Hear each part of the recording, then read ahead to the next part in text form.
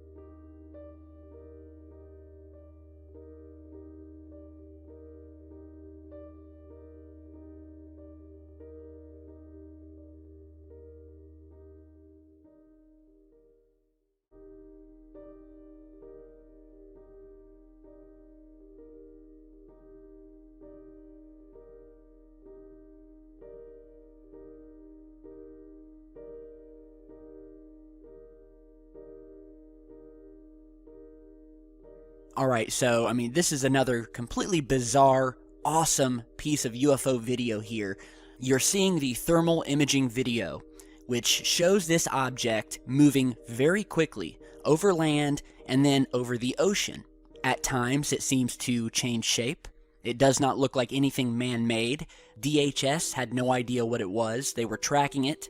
We see it going over buildings, trees, and at one point, later in the video, things start to get really bizarre when we see the object head over the ocean, after which it actually enters the ocean without slowing down at all. So it goes into the ocean, and you can see it speeding under the water. I mean, this thing does not slow down one bit, which is also very strange, because you would have think that the water would have definitely slowed this thing down a little bit. But no, it just goes down to the ocean, comes back up, and then would seem to either be joined by a second UFO, or it simply split into two UFOs. So the object was captured over the Rafael Hernandez Airport in Aguadilla, Puerto Rico, and it's another case of one of these objects appearing on infrared, completely invisible to anything else. And this video, coupled with the new footage we just showed you, is some great evidence to the fact that these objects are sitting in our skies, hiding in plain sight. And I think it was just an awesome and really a good idea that the police posted this video online, because I think we really need to get it out there, and I think people need to know what's in their skies and that this phenomenon is real. So let me know what you guys think.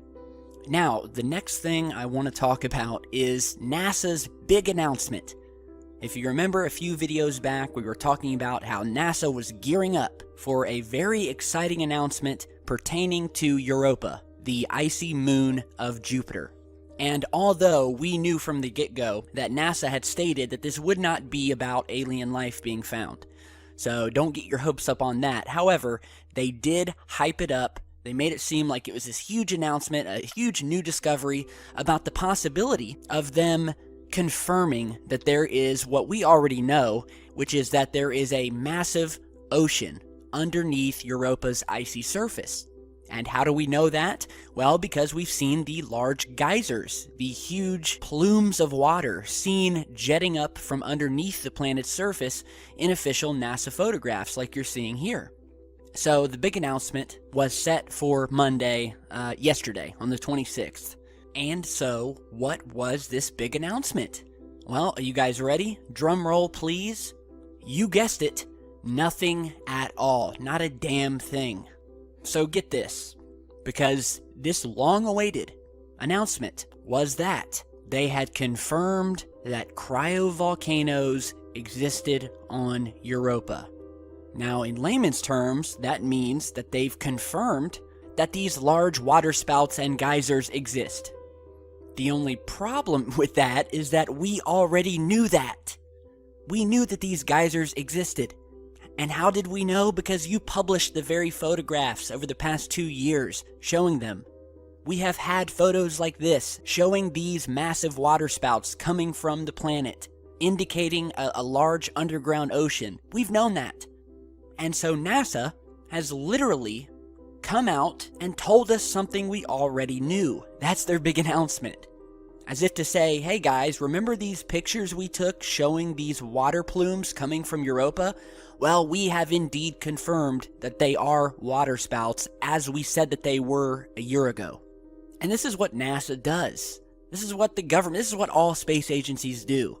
They hype up these announcements, and then they come out and it's always a complete anticlimax, where they tell you something you already know, or they string you along, giving you these pieces of information, worthless discoveries, and they really pull on people's legs, making them think that they're actually going to tell them something worthy and real. They're not. They're never going to give us any real information. They're going to continue drip feeding little by little. I mean, like now they've just confirmed what we already knew. So I don't even know. This was a worthless announcement. We've been talking about this for over a year, about these geysers coming up from the surface, about these cryovolcanoes. And so the next big announcement will probably be that they're pretty sure an ocean exists under the surface. And then in the next announcement, they'll say that they're really sure, bordering on certainty, that an ocean exists under Europa. And then you're going to have about 10 more announcements where they reiterate more firmly how sure they are that there's likely the possibility of an ocean under the surface. So it may be another 10 years before they even start talking about their belief that there could be life within this ocean. So it's all just a big game. You're not going to get any real information, and I knew that this announcement would be exactly what it was. Another letdown. And in reality, the big announcement is that you shouldn't rely on big announcements from NASA. So, yeah, very exciting news. Now, I have an update for you guys from yesterday's video. If you remember, we were on Google Earth, Google Maps, and we were showing you this saucer-shaped object that we had found at the end of a runway located at JPL, the Jet Propulsion Laboratory, where they test all of these secret aircraft. They have large underground facilities built into the side of the mountains. And so here is the image of that saucer sitting at the end of the runway. That was sent in by a viewer, and yeah, it was definitely very mysterious. So we posted the video on it, and then over the past 24 hours since we posted that video, I've been getting a ton of tweets and emails and Facebook messages from people who have gone back onto Google Earth to check it out for themselves, and have pointed out the fact that the object, whatever it is, has moved.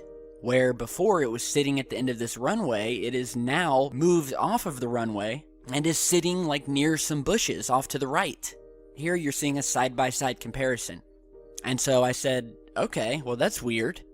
And it's also just strange that this has suddenly happened right after we posted a video about it. I mean, are they trying to suddenly conceal this thing? Is this a secret vehicle that they're testing and it just crashed over in the bushes? And we now know specifically for a fact that this particular building with this runway here is used and has been used for years to test secret vehicles. I got an email from a viewer who showed his dad the video of the saucer on the runway, and it turns out that his father, who is a painter, actually painted this exact building back in 1984. So let me read the email here.